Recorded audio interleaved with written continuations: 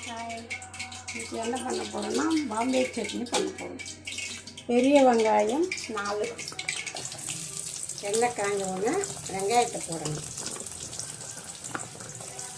நல்லா கொஞ்சம் வதங்கணும்.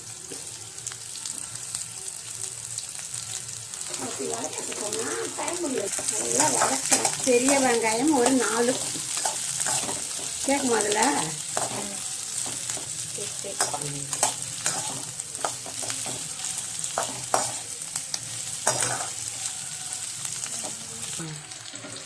அஞ்சு பச்சை மிளகா, பெரிய பச்சை மிளகா.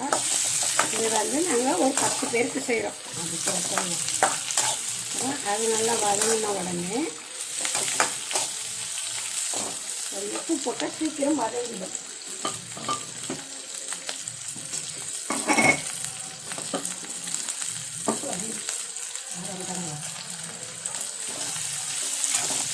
ஒரு 4 பெரிய தக்காளி பழம் அதையும் போட்டு வதக்கணும்.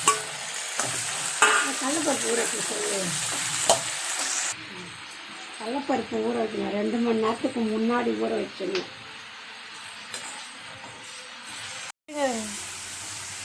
ஒரு பாத்திரத்தில் தண்ணி வச்சுக்கணும். 4 செம்பு தண்ணி வச்சுட்டு அதில் கொஞ்சம் உப்பு போட்டுக்கணும். தனி மிளகாய் தூள் 6 ஸ்பூனு.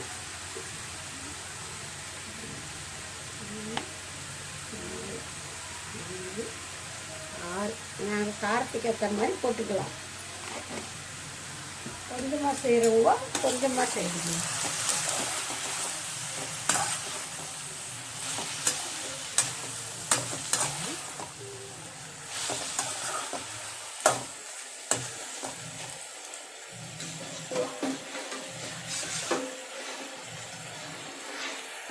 வதங்கிடுச்சு. ரொம்ப வதங்கணும்னு இல்லை, கொஞ்சம் வதங்கினா போதும்.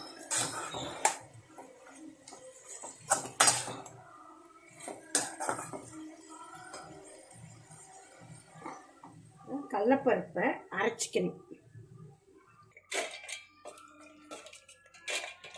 ரொம்ப மையம் இருக்கக்கூடாது, கொஞ்சம் குறைன்னு எடுத்துக்கணும்.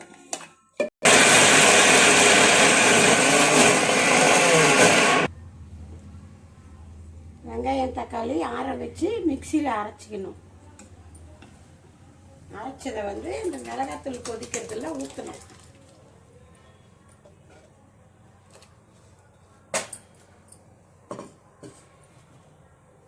ஊற்றிட்டு நல்லா கொதிக்க கொஞ்சம் விடணும். அப்புறம் ஊற வச்ச கடலைப்பருப்பை அரைச்சிக்கணும். ரொம்ப மையாக இருக்கக்கூடாது, கொஞ்சம் குறைன்னு அரைச்சிக்கணும்.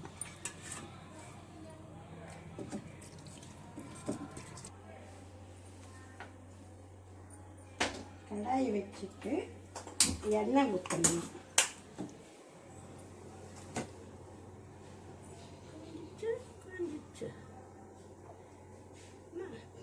டிசைனாக வாங்கியிருக்கிறாங்க. ஆனால் எல்லாம் புட்டுன்னு எண்ணெய் ஊற்றிட்டு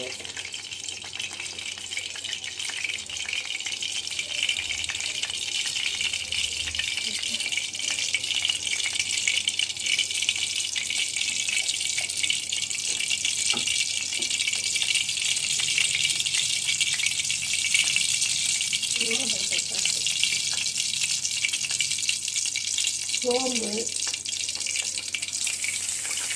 பட்டை, லவங்கம், கஸ்தூரி பூ எல்லாம் போட்டு வதக்கணும்.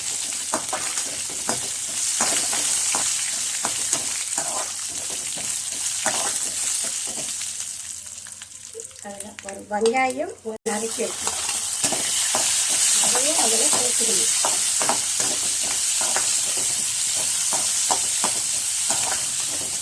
வெங்காயம் சிறந்த உடனே தக்காளி போடணும். தக்காளி போடணும்.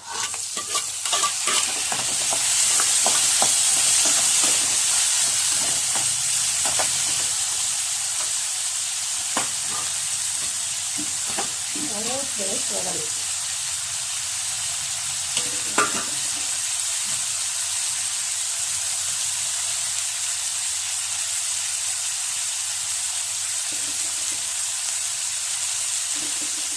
நல்லா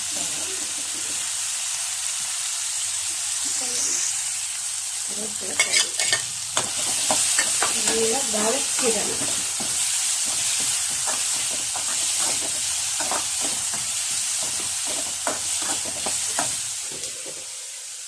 வெங்காயம் தக்காளி போட்டதெல்லாம் கொதிச்சு அப்போ கடலப்பருப்பை அரைச்சி வச்ச கடலப்பருப்பை அதில் போடணும்.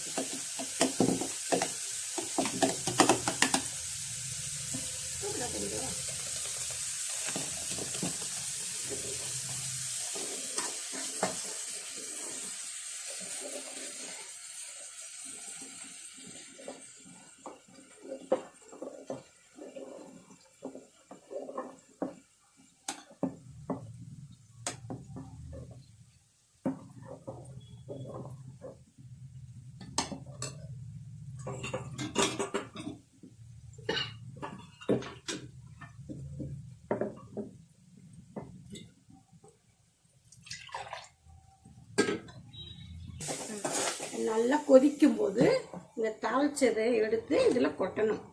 கொட்டிட்டு நல்லா கொதி வந்தவுடனே இறக்கிடணும். சுவையான பாம்பே சட்னி ரெடி.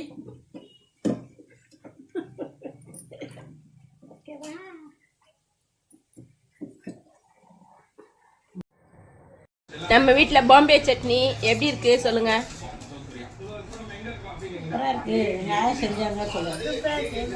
என்னடா ஆயா சொல்லி கொடுத்த மாதிரியே சொல்ற?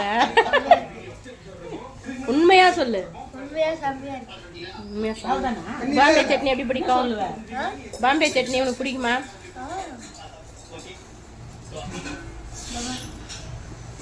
சொல்லுவியா? லைக் பண்ணுங்க, ஷேர் பண்ணுங்க, கமெண்ட் பண்ணுங்க, மறக்காம சப்ஸ்கிரைப் பண்ணுங்க. கரெக்டாக சொல்கிறேன்.